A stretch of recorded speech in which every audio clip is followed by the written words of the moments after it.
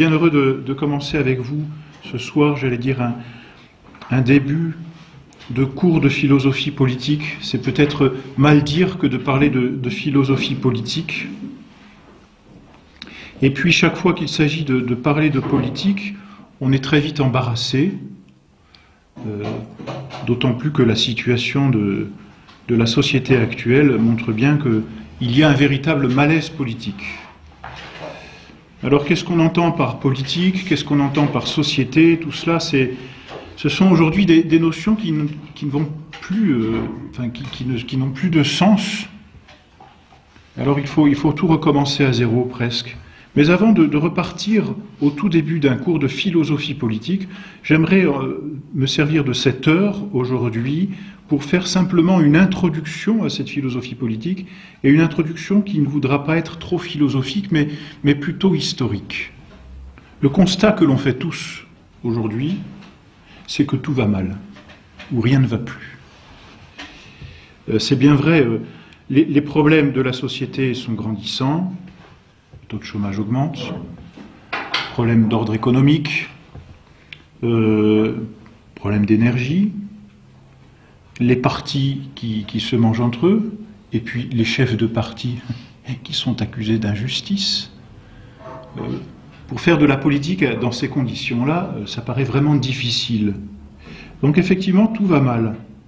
On pourrait simplement, voyez, et ce serait peut-être la meilleure chose à faire, on pourrait prendre le problème tel qu'on le rencontre aujourd'hui. Des lois iniques, un chômage qui grandit, une économie qui n'avance pas, des personnes qui vivent de moins en moins à l'aise.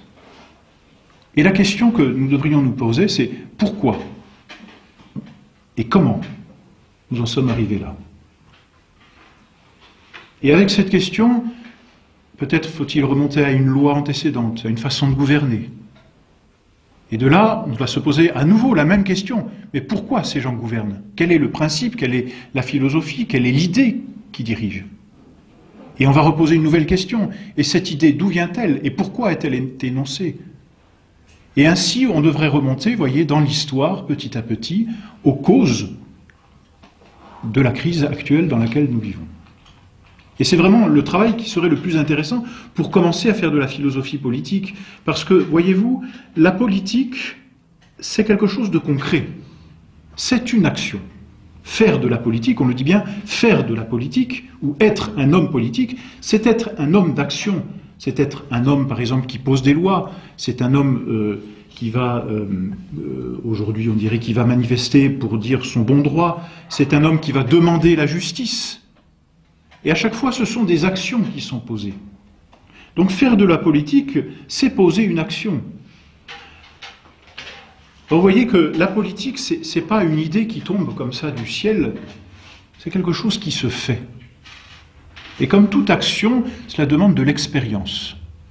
Une véritable action, on pourrait dire celui qui a véritablement le sens de la politique, c'est celui qui a de l'expérience. Autrement dit, voyez, il ne suffit pas de connaître la philosophie politique pour faire de la politique. Celui qui connaît peut-être tous les principes de la politique n'est pas encore un homme politique. Il ne suffit pas de connaître les principes de la vie politique, il faut encore les faire passer dans la vie. Par exemple, l'étudiant, dans un domaine bien particulier, bien concret, on pourrait dire en ébénisterie, connaît peut-être le fonctionnement des machines, connaît les règles de mathématiques qui régissent je ne sais pas moi, tout ce qu'il faut pour couper le bois, pour reprendre les bonnes dimensions, avoir un meuble qui soit proportionné, harmonieux. Il connaît les règles. Est-ce que la connaissance des règles fait de cet homme un bon ébéniste? C'est évident que non. Le bon ébéniste, c'est l'artisan qui a l'expérience. C'est-à-dire qui, en plus de connaître les règles, les a fait passer concrètement dans sa vie. Vous voyez? Cela, c'est un bon artisan. Ça, c'est un bon ébéniste. C'est celui qui vit très concrètement des règles qu'il a apprises. Donc, il ne lui suffit pas d'être un bon étudiant, il ne lui suffit pas d'être un intellectuel, c'est un homme pratique. C'est un homme d'expérience. Aussi, faire de la philosophie politique à proprement parler, pour avoir des principes, c'est une bonne chose, mais cela ne suffit pas encore pour être un homme politique. Il faut l'expérience, et l'expérience en matière politique, c'est en grande partie dans l'histoire que nous pouvons la puiser. Connaître l'histoire, connaître son histoire, connaître l'histoire de son pays, de sa patrie, l'histoire de la France, voir ce que les hommes politiques ont fait, connaître leurs actions, connaître les conséquences de leurs actions. Voilà qui est intéressant pour commencer à faire de la philosophie politique. Et alors c'est un peu dans cette perspective que je voulais commencer ce cours de philosophie, pour bien montrer par là que le but, ça n'est pas d'apporter des idées toutes faites, de vous les donner, mais le but, c'est de voir ce qui s'est fait dans l'histoire, ce qu'a produit l'expérience, et puis comment, d'une bonne expérience, on est tombé dans la société actuelle. Qu'est-ce qui ne va pas aujourd'hui en politique? Parce que c'est cela la question. Si l'on veut faire quelque chose aujourd'hui, il faut voir où est le problème, hein, comme le médecin voit où est la maladie, et ensuite, eh bien, guérir le problème, c'est-à-dire savoir ce qu'il va falloir faire en politique. Il nous faudra du temps pour répondre à cette question, mais aujourd'hui, vous voyez, j'aimerais vous montrer un peu ce qui est la cause, de façon historique, ce qui est la cause de la décadence dans laquelle nous vivons. L'idéal, comme je vous le disais au début, ce serait de remonter dans le temps et dans l'histoire. Ce serait compliqué, ce serait difficile, et ça le serait particulièrement pour moi, puisque je ne suis pas historien de formation.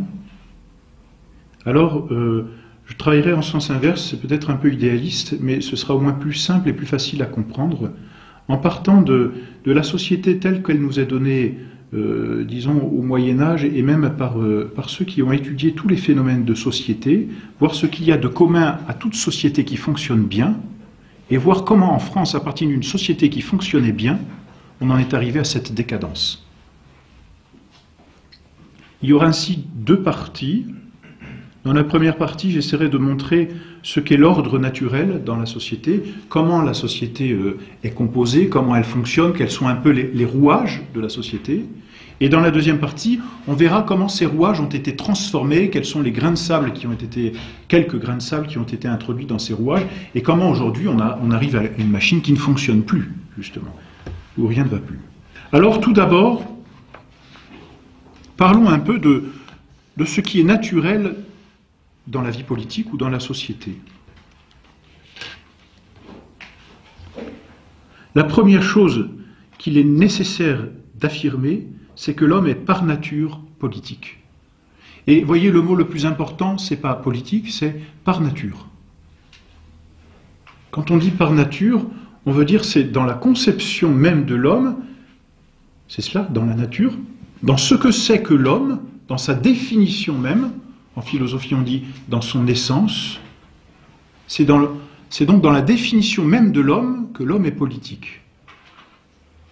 On veut dire par là que la vie politique n'est pas un truc qui se rajoute à l'homme, une option, un mieux-être, qui permet à l'homme soit de trouver une activité qui lui plaît, soit de s'épanouir autrement. C'est une nécessité. C'est-à-dire que l'homme ne peut pas être homme s'il n'est pas politique. Alors, pour peut-être expliciter encore ce par nature, vous voyez, le mot nature vient du latin et du verbe nascor, qui signifie naître. D'ailleurs, lorsque l'on naît, on obtient une nature. Un petit d'homme, c'est un petit qui a la nature de l'homme. Un petit de lion, le lionceau, c'est un animal qui a la nature du lion. Chaque fois qu'un être vient, chaque fois qu'un être naît, il arrive toujours avec une nature. C'est quelque chose, vous voyez. On ne peut pas dire, lorsqu'un animal ou qu'un homme naît, on dit c'est quoi? Ben, je ne sais pas. C'est rien, ou on va réfléchir. On ne peut pas dire on va réfléchir. Non, c'est un homme. Il appartient à la famille des hommes. C'est un lion, c'est un ours, peu importe. Donc, vous voyez, naître, c'est obtenir une nature. On a notre nature de par la naissance. Vous voyez. Or, cette naissance, et originellement la conception qui est à l'origine de la naissance, se fait, hélas aujourd'hui je suis obligé de dire se faisait, mais se fait toujours dans et par une société. Il faut le commerce d'un homme et d'une femme pour qu'il y ait un petit homme. Il faut le commerce de ces deux gamètes pour former l'embryon. C'est dans la société même et l'intimité de cette société qu'on appelle ou qu'on appelait la famille que naît l'homme. Il naît par cette société, c'est-à-dire par le commerce de cette société, qu'est l'intimité de l'homme et de la femme. C'est ainsi que l'homme vient à être conçu. Et ensuite, il naît dans une société, c'est-à-dire qu'aussitôt après, l'homme ou l'enfant appartient à une famille.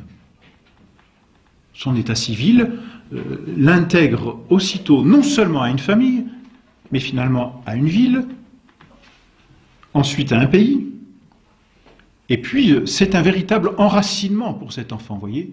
Dès sa naissance, il est aussitôt enraciné dans une société. Et puis avec sa nature, il obtient, et il est porteur même, d'un héritage, ne serait-ce qu'un héritage génétique. Donc quand bien même on voudrait que l'homme fût séparé de son père et de sa mère et fût élevé seul, eh bien on n'échapperait pas au fait qu'il est tributaire d'un héritage. Et qu'en étant tributaire d'un héritage, il s'enracine nécessairement, voyez, dans une société. Et c'est ainsi que l'on peut et que l'on doit dire que l'homme, par nature, est un animal social. Et l'on comprend par là comment la famille est le fondement de toute vie sociale. Elle est le fondement de la vie sociale en ce que tout homme naît toujours dans une famille, appartient toujours à une famille, porte au moins une hérédité, et cette hérédité, c'est un vecteur qui lui vient d'une famille. Donc la famille est véritablement le fondement de tout être humain, de toute nature humaine qui existe, et ainsi donc de toute société et de toute politique. On comprend par là que l'homme est véritablement par nature politique, en ce sens. La famille elle-même ne suffit pas. Par elle-même, une famille, telle qu'elle est composée de façon très restreinte, un père, une mère, et puis les enfants, on peut y ajouter les grands-parents, on peut même y ajouter les oncles, les tantes, mais toute cette famille proche ne suffit pas à donner à un enfant tout ce qui lui est nécessaire pour bien vivre. L'enfant qui grandit a besoin de développer toutes les capacités qu'il a. Capacités aussi bien d'ordre corporel que d'ordre spirituel. J'entends par spirituel son intelligence et sa volonté. Si bien que la famille elle-même s'enracine dans un réseau d'autres sociétés. Un père de famille ne peut pas à lui seul être boucher, charcutier, tailleur, produire des vêtements pour habiter, construire sa maison. Il est impossible à un seul homme de réaliser tout ce qui est nécessaire à un enfant et à une famille pour vivre.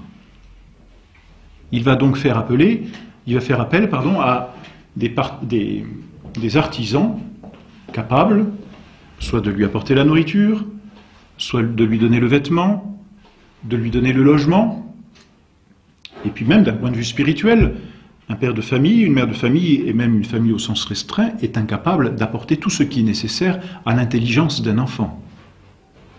Un père de famille n'a pas toute la science nécessaire pour éduquer son enfant. Il va donc faire appel à des professeurs, à des maîtres d'école, à des personnes spécialisées dans un domaine. Ainsi, l'on voit que la famille, à elle seule, ne suffit pas pour l'homme, pour croître et se perfectionner. Il faut donc d'autres sociétés que j'appellerais, en tenant cela, vous voyez, du langage qui nous vient du Moyen-Âge, j'appellerais les corporations. Je veux dire par là des corps de métier, c'est-à-dire des spécialisations dans des domaines bien précis. C'est ça que j'entends par corporation. On a besoin de quelqu'un qui produit la nourriture, besoin de quelqu'un, comme je disais, qui est capable de construire un logement, enfin, chacun spécialisé dans son domaine. C'est ce que j'entends par corporation. Voyez. Et voyez que là où la famille a une insuffisance naturelle à tout apporter à son enfant, il lui faut donc naturellement le secours d'autres sociétés. On dit par là que toutes ces corporations sont naturelles à la vie sociale. Et on montre ensuite par là que l'homme s'enracine encore plus dans la vie politique. Il n'y a rien à faire. Si un homme ne voulait pas être un animal politique par nature, il serait obligé au moins de subir cette vie politique, ne serait-ce que pour subvenir à ses propres besoins. Et l'on constate même que ceux que l'on appelle les misanthropes sont bien souvent les gens les plus dépendants qui existent. Il est impossible à un homme de vivre dans l'indépendance la plus totale. Et Aristote dit même que, en fait, il n'y a que deux sortes de personnes capables de vivre de cette façon. Ce sont ou des animaux, ou alors des surhommes, des dieux. L'homme n'est pas un dieu, et il n'est pas un animal, une brute, à proprement parler. Donc il est naturel, vous voyez, à l'homme de vivre en politique, il est naturel à l'homme de s'inscrire dans une famille, et il est naturel à cette famille d'être secouru par ce que j'appelle ici les corporations. Et ensuite, ces corporations ont besoin elles-mêmes d'un tout qui les régule et qui, entre elles, permettent de rendre la justice, par exemple, de permettre même une certaine autonomie de toutes ces corporations qui vivent ensemble et qui finalement arrivent à vivre en autarcie, de régler les différends qui peuvent exister. C'est ce qu'on appelle la cité. Ou ce que j'appellerais la cité, ou la société, comme on dit de façon moderne, le tout. La cité va permettre, si vous voulez, de lier entre elles chacune des corporations et de réaliser une certaine harmonie dans le bien vivre. Il ne suffit pas, vous voyez, par exemple, sur un orgue d'avoir des touches et de se dire maintenant que j'ai toutes les touches, je peux jouer. Il faut connaître encore les principes d'harmonie pour appuyer sur les bonnes touches en même temps. Eh bien, la cité va permettre d'harmoniser toutes ces corporations et toutes ces familles et leur permettre de vivre entre elles jusqu'à ce que, et c'est ce qui définit la cité, jusqu'à ce qu'elles trouvent dans toutes ces corporations et ces familles une certaine autonomie, une certaine autarcie, une certaine capacité à se suffire, à se satisfaire. Et c'est ce qu'Aristote appelle à proprement parler une cité. Parce que, voyez-vous, il existe d'une certaine façon, au plus profond de nous-mêmes, un désir d'indépendance. Mais, comme on vient de le dire, l'homme ne peut pas être indépendant par lui-même. C'est impossible, il sera toujours dépendant de quelqu'un d'autre ou d'une autre société. Alors cette indépendance, elle existe, oui, elle existe dans la vie politique la plus parfaite. Et c'est donc là que l'homme trouve lui-même sa perfection. Autrement dit, non seulement l'homme est par nature un animal politique, mais l'homme trouve sa perfection dans la vie politique. Dans ce que j'appellerais un ordre naturel, il est nécessaire de rencontrer trois sociétés au moins, ou trois groupes de sociétés, des familles dans lesquelles naissent les hommes, ce que j'appelle des corporations,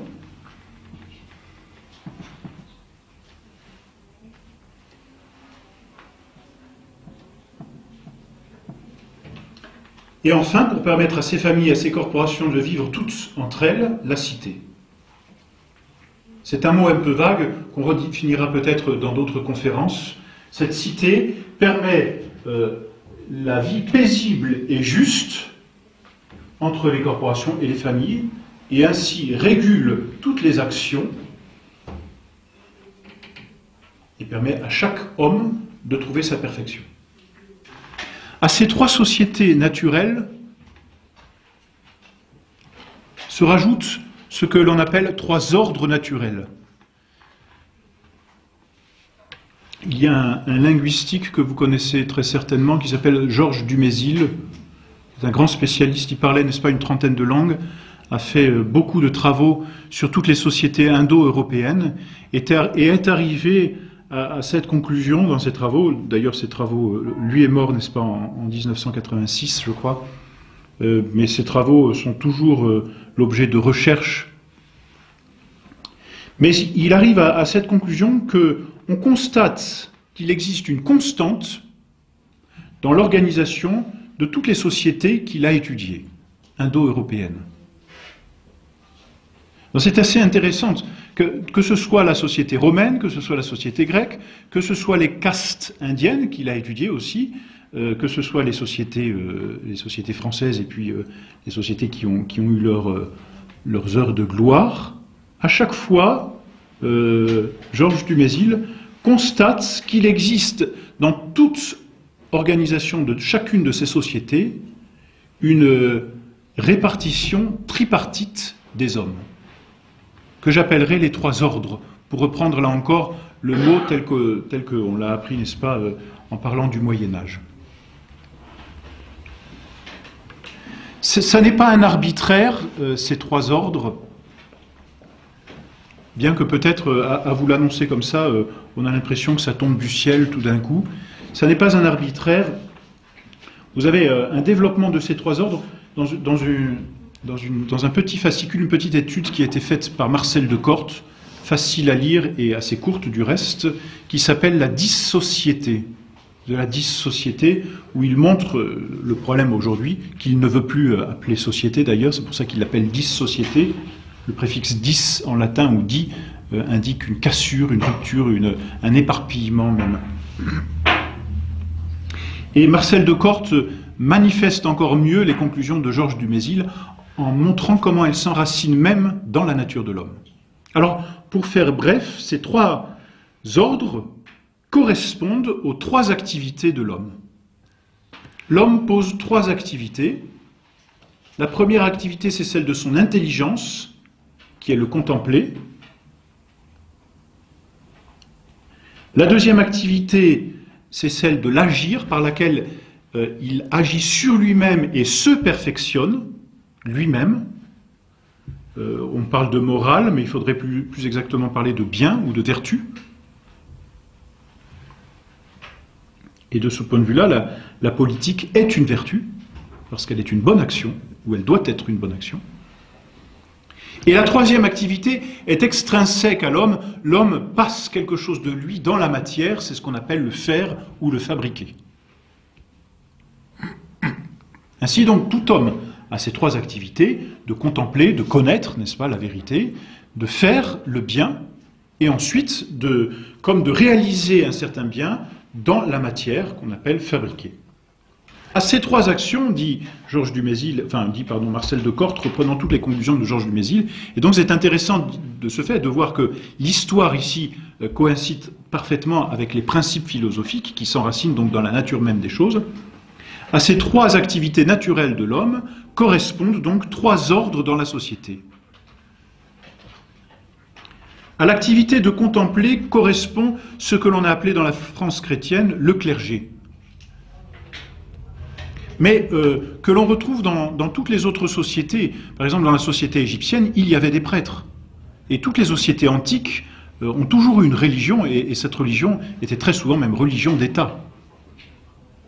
Les prêtres, que ce soit dans les sociétés donc égyptiennes, que ce soit dans les sociétés romaines ou même encore grecques, que ce soit même dans les sociétés que l'on peut rencontrer en Amérique du Sud, il y a toujours eu des prêtres qui appartenaient à un ordre. Donc le premier ordre, appelons-le clergé, comme il était appelé dans le Moyen-Âge, et particulièrement au XIIIe siècle, où on peut bien parler d'apogée ici de la vie politique. Le second ordre correspond à celui de l'agir, c'est-à-dire celui de faire le bien, ou de rendre le bien, ou de propager le bien, et d'encourager la vertu, de rendre la justice, d'être prudent dans ses actions. Ce second ordre est appelé noblesse. Comprenez que la noblesse ici n'est pas un simple titre. Ce que le noble est censé faire, et c'est sa prérogative, c'est d'agir. Et le troisième ordre, qu'on appelait le tiers-état, c'est celui qui est chargé de faire toutes les productions en vue de faire vivre la noblesse et le clergé.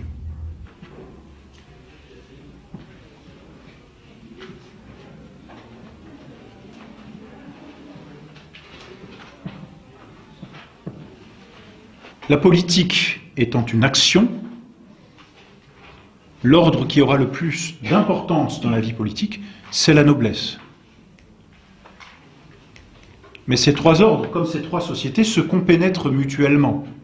C'est-à-dire que le clergé, par sa réflexion et sa contemplation, est censé donner ses conclusions ou donner au moins une direction, une lumière, un éclairage à la noblesse, et le tiers-état est au service de cette noblesse en ce qu'il lui donne les moyens de production ou les moyens d'agir.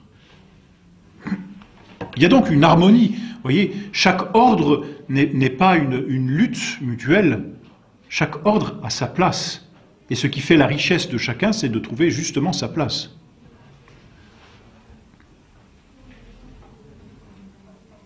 Et alors, pour couronner le tout,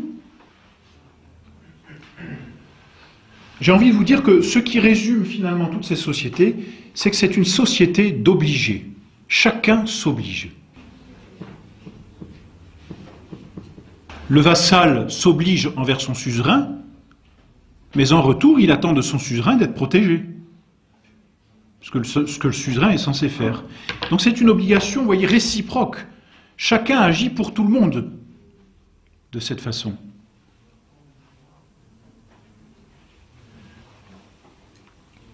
Pour prendre un exemple beaucoup plus concret, les enfants doivent agir pour leurs parents et rendre à leurs parents tout ce qu'ils peuvent leur rendre parce que leurs parents leur ont donné la vie. Mais il est entendu que le père de famille ne va pas rester assis en attendant que l'enfant lui rende tout. Il est obligé de travailler pour ses enfants, n'est-ce pas? Donc il est naturel que le supérieur comme l'inférieur soient l'un vis-à-vis de l'autre, mais chacun à sa place, et c'est ça qui fait le supérieur et l'inférieur, qui les distingue, mais chacun à sa place, le supérieur et l'inférieur ont des devoirs à se rendre. Donc ce qui définit vraiment la société et ce qui fait tourner la société, ce qui fait l'action de la société ici, de la cité, c'est que tous sont obligés envers chacun. Chacun à leur façon, chacun à leur degré, chacun dans son ordre, mais c'est une société d'obligés. C'est dans cette action, dans cette obligation que réside la justice. Comprenez que le vassal qui s'engage pour son suzerain et qui n'en obtient pas en retour la protection, subit une injustice, véritablement. S'il subit une injustice, comprenez qu'il ne va pas être prêt à lui rendre un deuxième service, où il attendra que la justice soit réparée. Mais si chacun respecte son obligation, alors de là naît la justice, et de la justice naît la paix.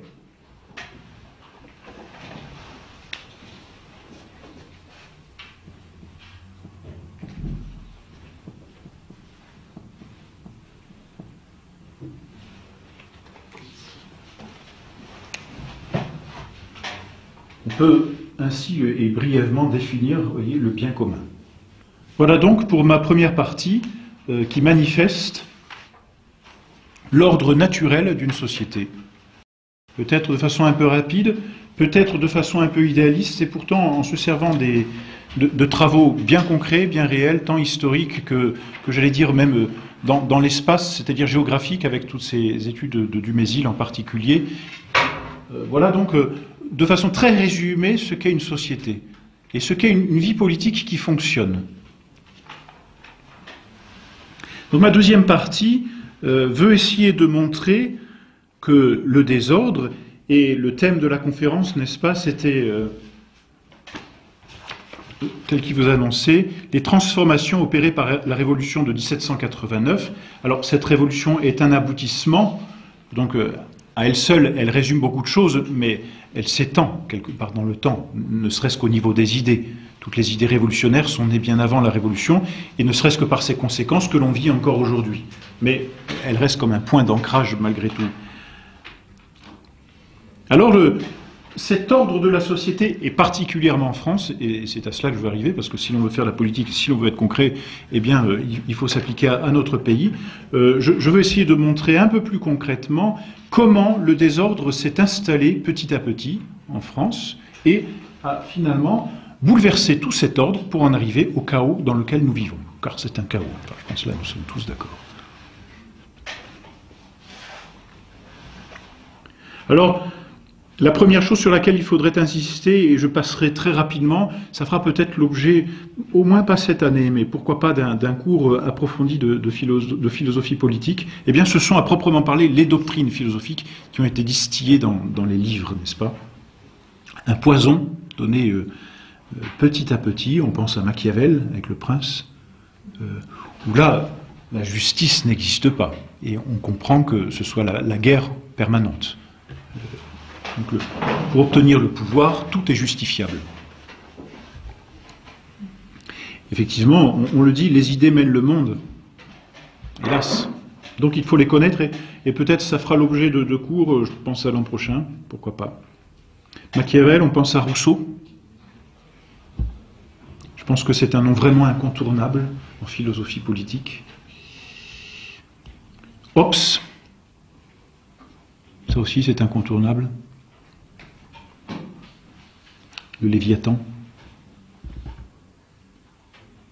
Bon, ça ce sont toutes les idées qui ont été disséminées dans les livres, qui ont été données au peuple, que certains ont avalées sans rien y connaître. Bon.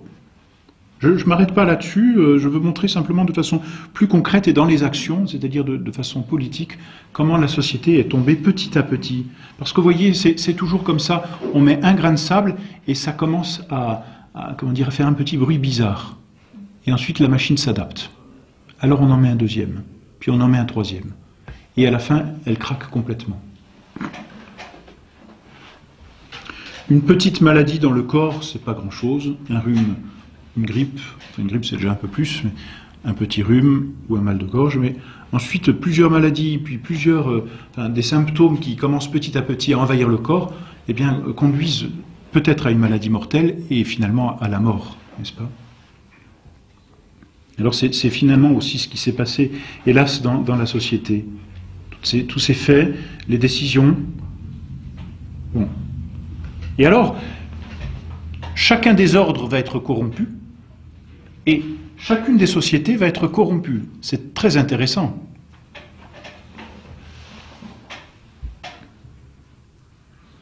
Une société tient par sa tête. Et hélas, c'est souvent par elle qu'elle s'effondre. Une autorité forte et qui veut le bien, si elle s'entoure de bons moyens, peut réussir à rétablir une certaine paix, une certaine justice. Quand une autorité est incapable, la société s'effondre. Ça, l'histoire, malheureusement, nous le prouve à l'envi.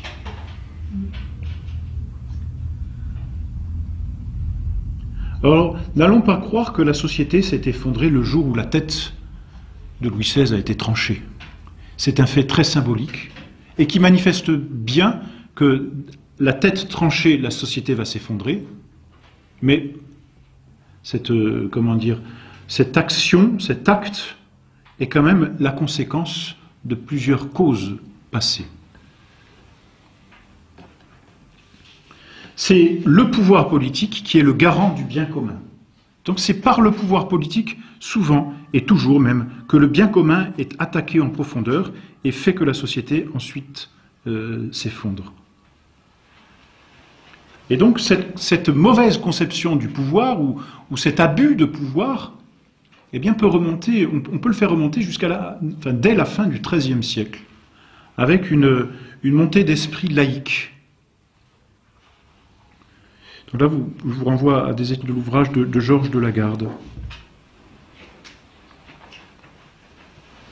Mais pour être peut-être plus concret, il s'est opéré une transformation. Le prince, je préfère l'appeler comme ça, dans son sens étymologique de princeps, de celui qui commande, pour pas dire le roi, pour pas dire le président, pour vous mettez la tête que vous voulez derrière. Enfin, le prince, pour être le garant du bien commun, doit rendre la justice. Parce que c'est la justice qui va permettre à chacune des actions de trouver son harmonie dans le tout de la société. Le prince est l'homme de la justice. Et de ce point de vue-là, vous voyez, la canonisation de Saint Louis est merveilleuse en ce que l'on représente Saint Louis comme le roi qui rend la justice.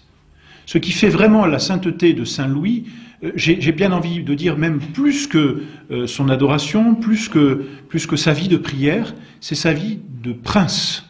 C'est-à-dire d'homme qui rend la justice. C'est ce qui fait la sainteté du chef.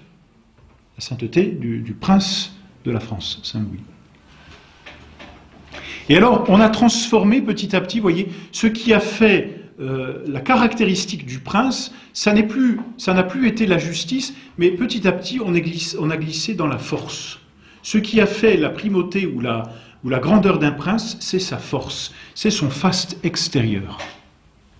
D'ailleurs, Machiavel lui-même, hein, pour parler quand il parle du prince, c'est le titre de son ouvrage d'ailleurs, emploie le mot italien virtu, la force. C'est l'homme qui possède la force. Et alors, vous voyez, derrière la force, qu'est-ce que l'on a recherché petit à petit?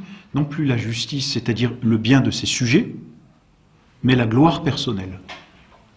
Plutôt que de diffuser le bien et d'être l'obligé de ses inférieurs, le prince, petit à petit, s'est accaparé le bien et est comme devenu le bien commun lui-même, en cherchant la gloire personnelle, le faste.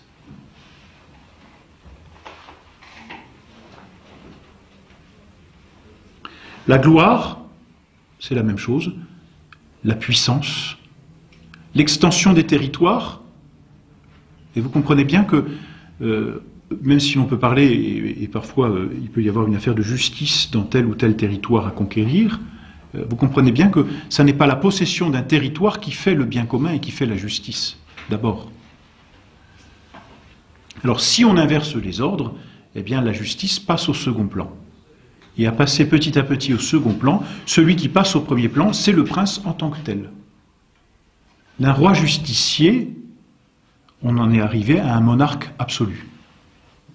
Et vous noterez que le mot absolu s'oppose au mot obligé. Celui qui se prend pour l'absolu n'est plus l'obligé de personne. En n'étant plus l'obligé de personne, il rompt la réciproque de la relation. Et donc les relations politiques sont corrompues.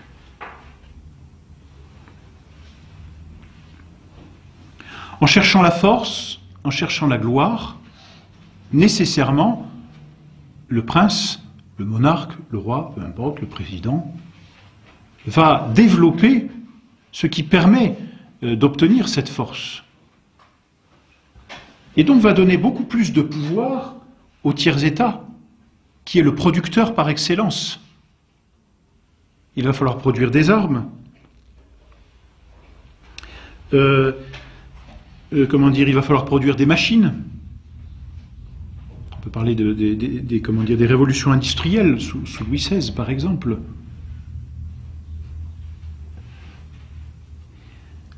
On peut entendre ce mot de labourage et pâturage, n'est-ce pas, sous Henri IV, on peut l'entendre d'une mauvaise façon. Si labourage et pâturage ne sont que les mamelles de la France, où se trouve la justice? Et que devient le bien commun? Et que devient la cité?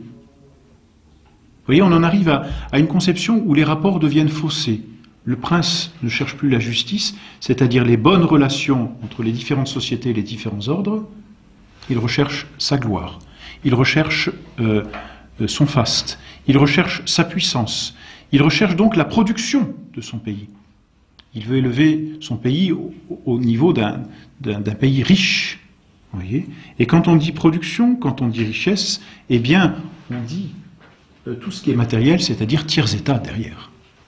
Des armées plus puissantes, des finances. Et vous savez qu'à la Révolution française, une des causes que l'on assigne à la Révolution française, c'est un problème de finances. Et puis aujourd'hui, d'ailleurs, on ne parle plus que d'économie. Quand on veut placer le mot économie là-dedans, on est un peu embêté. Et pourtant, l'économie, elle ne se place qu'au niveau du tiers-État, c'est-à-dire une production. C'est sûr que s'il manque une intelligence, on en parlera, s'il manque une noblesse, le problème restera toujours le même. Vous voyez, la force et l'argent ont petit à petit remplacé le primat de la vertu. J'entends particulièrement de la justice ou même de la prudence.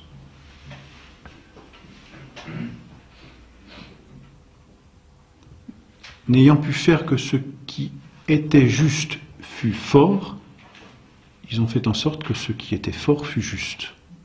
Donc vous comprenez le changement qui a été opéré petit à petit. On est passé de la vertu à la production. Si bien que le tiers-état a été, d'une certaine façon, anobli. Le tiers-ordre prend de l'importance, et alors...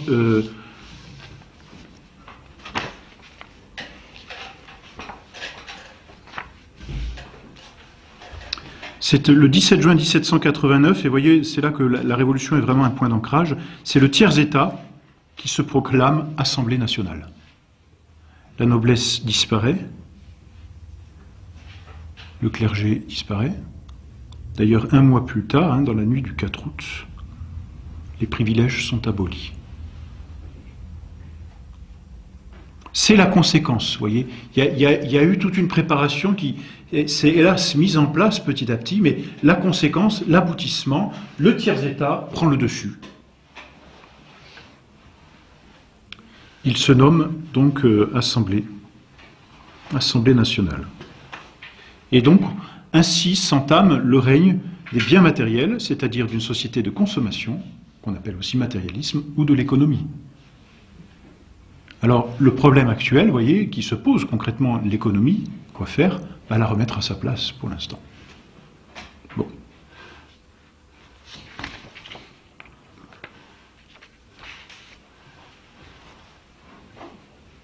Alors, de ce fait, la noblesse se trouve petit à petit dépossédée de son pouvoir par le tiers-état. Et puis aussi par l'administration royale. Plutôt que de se servir de la noblesse, désormais, l'administration royale lui préfère des commissaires plus efficaces et surtout plus dociles au pouvoir central. La noblesse est dépossédée de son pouvoir. Les commissaires n'ont pas un pouvoir à proprement parler, ce sont simplement comme des pantins dans les mains du pouvoir.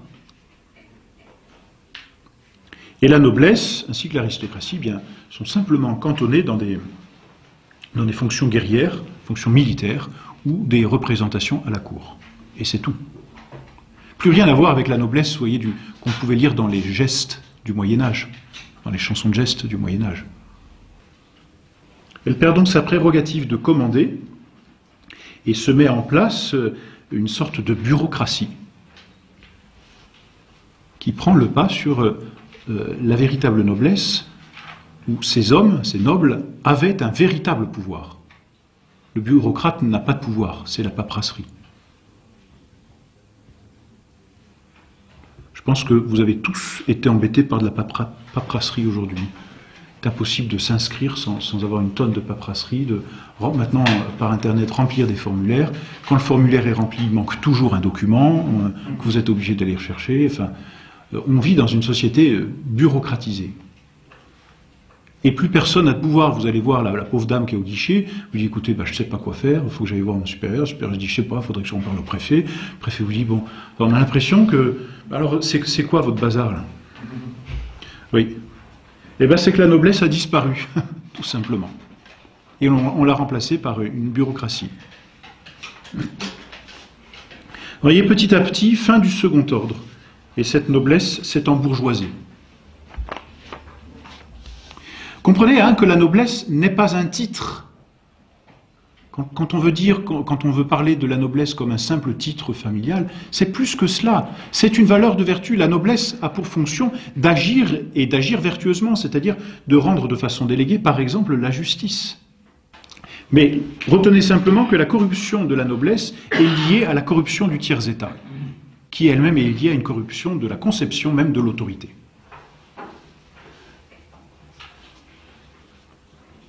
Et ensuite, puisque le tiers-état toujours a le monopole, puisque les biens matériels finalement sont les plus importants, on ne cherche plus l'éclairage du clergé ou des philosophes.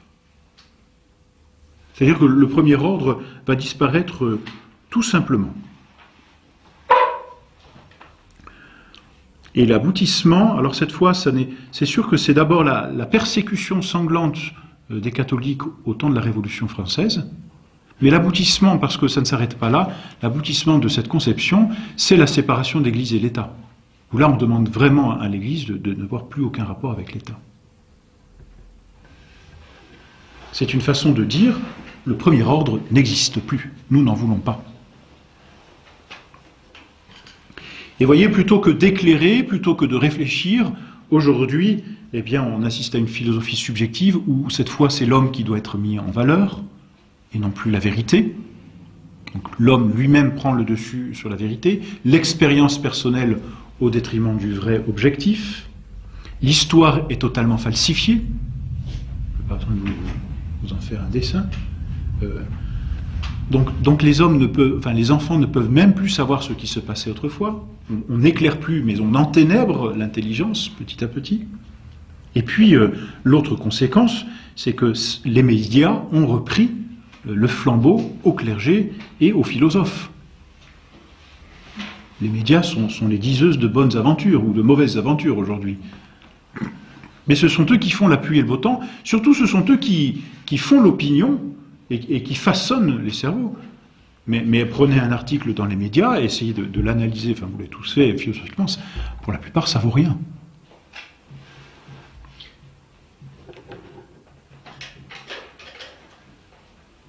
Que s'est-il passé?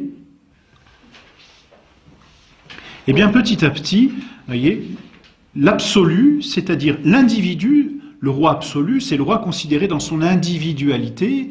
L'individu, l'absolu, a pris le pas sur l'obligé. Et en prenant le pas, cette société d'absolutisme a par conséquent fait une société d'individualistes. Les deux termes sont tout à fait liés. L'absolu, dans son étymologie latine, vient de absolutus, c'est-à-dire qui n'est pas lié, qui n'est plus lié, donc qui n'est plus obligé, qui se retrouve seul, qui se retrouve indépendant. D'où l'individualisme que l'on observe aujourd'hui, et d'où même cette philosophie apparue au début du XXe siècle, que l'on appelle le personnalisme, où la personne elle-même est supérieure au bien commun. Vous voyez, on a remplacé, je l'appelle ici société, on a remplacé dans la société les trois ordres par la production. L'économie,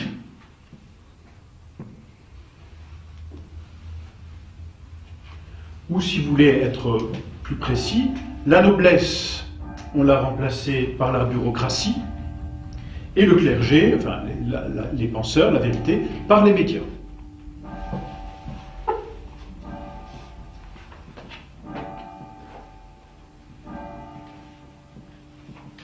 À cette corruption des trois ordres s'ajoute, par la Révolution, tout ce qui l'a précédé et tout ce qui la suit, la corruption des trois sociétés. La première corruption a été celle de la cité en tant que telle. Cette cité, si vous voulez, c'est toujours difficile à définir et encore plus à imager. Cette cité, c'est un tout de relations, si vous voulez. Donc, mettez une quantité d'individus qui ont des relations entre elles et qui tiennent par l'autorité. L'autorité, quand l'autorité rend la justice, c'est donc le bien commun, elle fait en sorte que toutes ces relations soient harmonieuses. Couper l'autorité, toutes les relations s'effondrent. Et c'est ce qui s'est passé. Donc la première corruption et la plus flagrante, ça a été de couper la tête du roi, c'est-à-dire de l'autorité. On ne veut plus d'autorité. Le peuple lui-même, c'est-à-dire dans le sens moderne,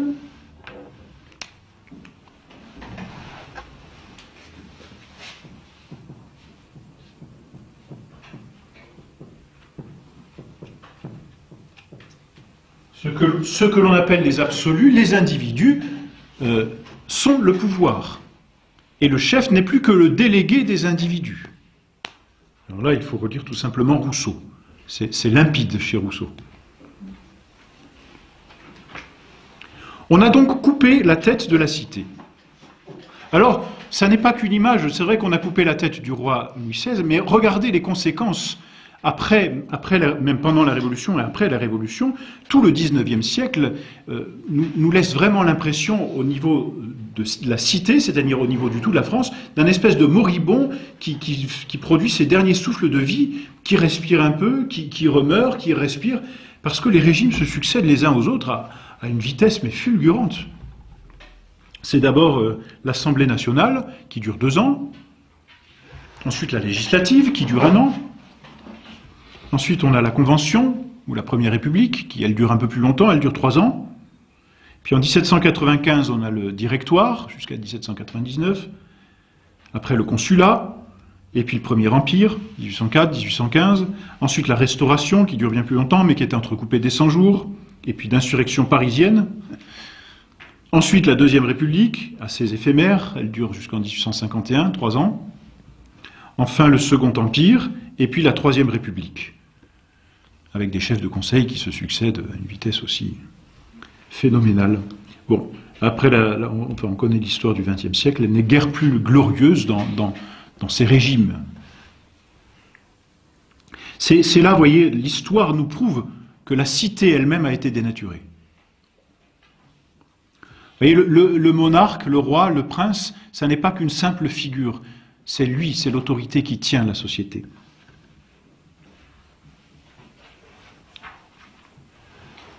La Révolution a aussitôt interdit les corporations.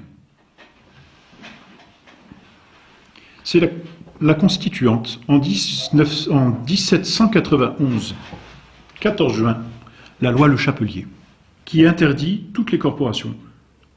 C'est une réforme qui avait commencé bien auparavant, mais qui trouve son achèvement ce 14 juin.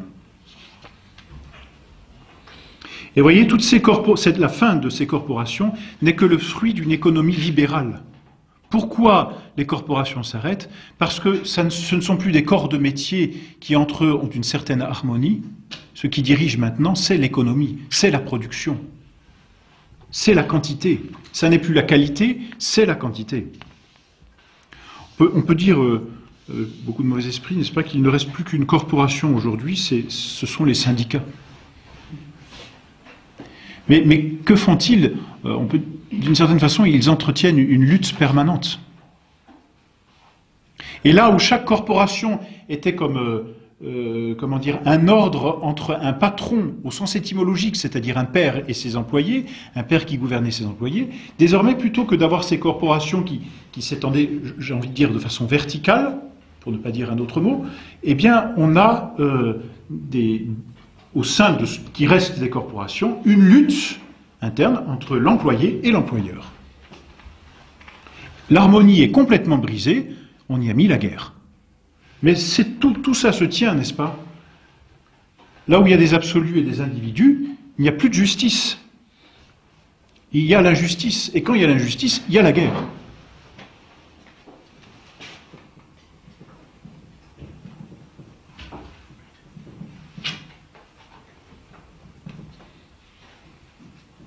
C'est hélas la fin de l'artisanat, avec la fin des corporations, et on assiste aujourd'hui à une certaine impersonnalité du travail.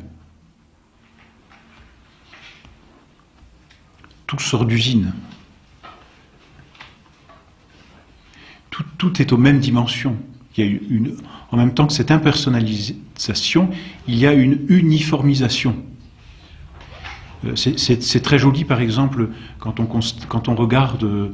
je ne sais pas moi, juste dans l'église ici, les quelques feuilles d'acanthe que l'on peut observer en haut des piliers, eh bien, elles sont inégales d'un pilier à l'autre, parce que ça ne sort pas d'une usine comme ça. Et c'est ce qui fait la richesse. Vous imaginez si tous les hommes eux-mêmes étaient absolument égaux, comme on le voudrait d'ailleurs, ou comme on le dit. C'est-à-dire si nous étions tous les mêmes. On ne se supporterait pas, c'est évident. Ce serait désagréable. Le savoir-faire se perd avec la fin de l'artisanat. Il y a un savoir-faire, par exemple, étonnant, qui s'est totalement perdu, c'est l'acoustique. L'acoustique des cathédrales et des églises. Elle est absolument fantastique. Et vous voyez comme on a du mal à restituer une belle acoustique à un bâtiment.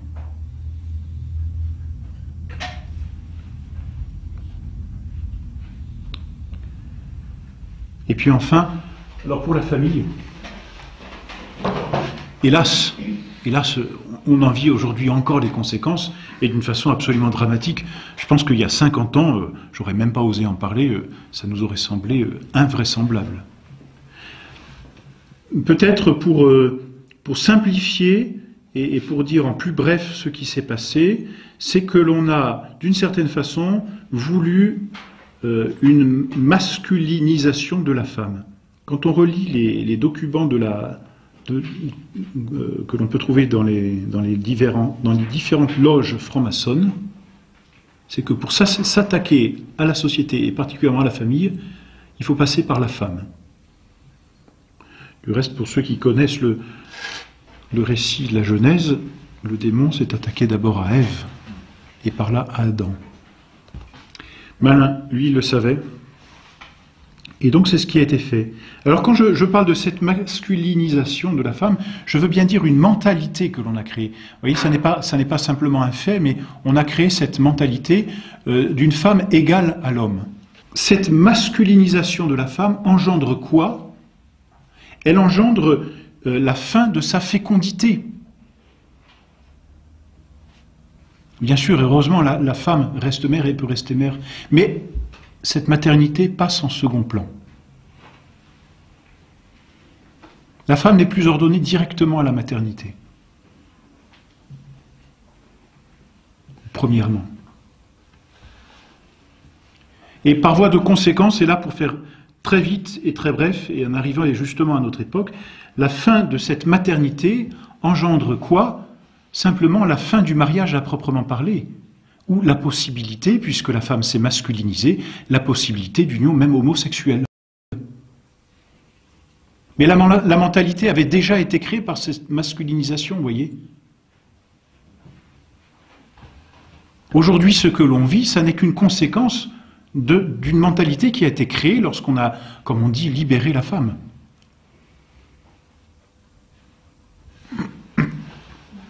Et d'où, hélas, les lois iniques et contre nature, là, pour le coup, que l'on peut observer aujourd'hui.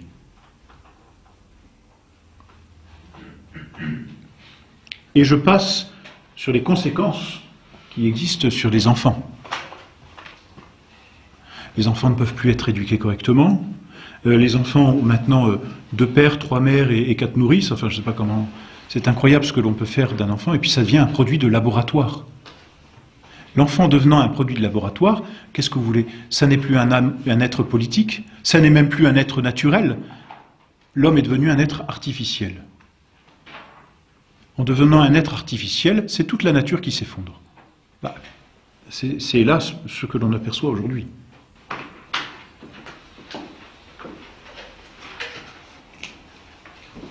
Mais quand on en arrive là, c'est que tout le reste a déjà été corrompu. Triste tableau. Qui ne doit pas nous jeter, n'est-ce pas, pour autant dans le pessimisme. Mais hélas, vous voyez, on peut le dire aujourd'hui, la société actuelle n'est plus naturelle. Elle est artificielle. Tout serait à reconstruire, et quelque part, j'ai envie de dire, c'est merveilleux, et quelle belle perspective pour nous, n'est-ce pas?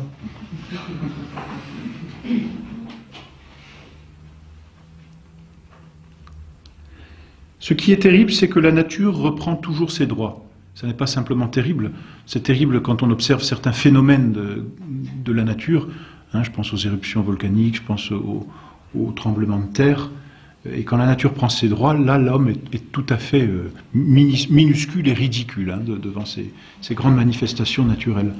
Même ne serait-ce que devant une montagne ou devant l'immensité de la mer, une tempête en mer, l'homme... C'est absolument rien.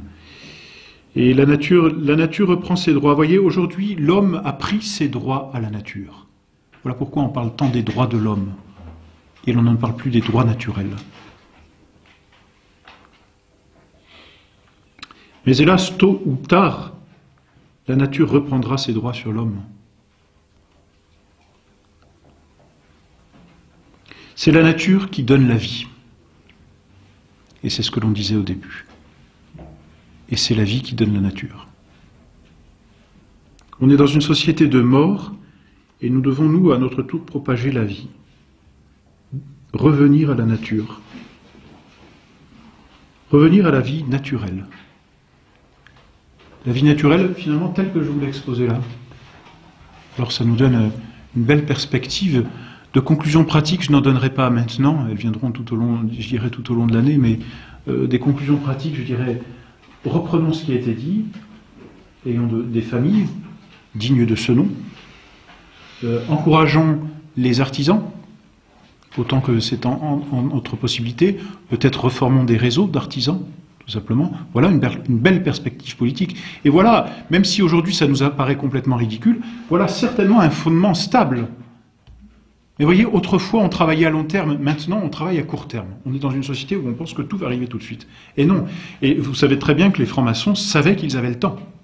La franc-maçonnerie, elle date d'il y a quelques siècles. Et c'est ce qui se passe aujourd'hui qu'elle visait. Et donc les francs-maçons d'il y a quelques siècles savaient que ça prendrait le temps, mais ils travaillaient à long terme. Eh bien nous, comme eux, mais dans le bien, travaillons à long terme aussi, vous voyez. Sachons rétablir, même entre nous, de véritables réseaux avec des autorités.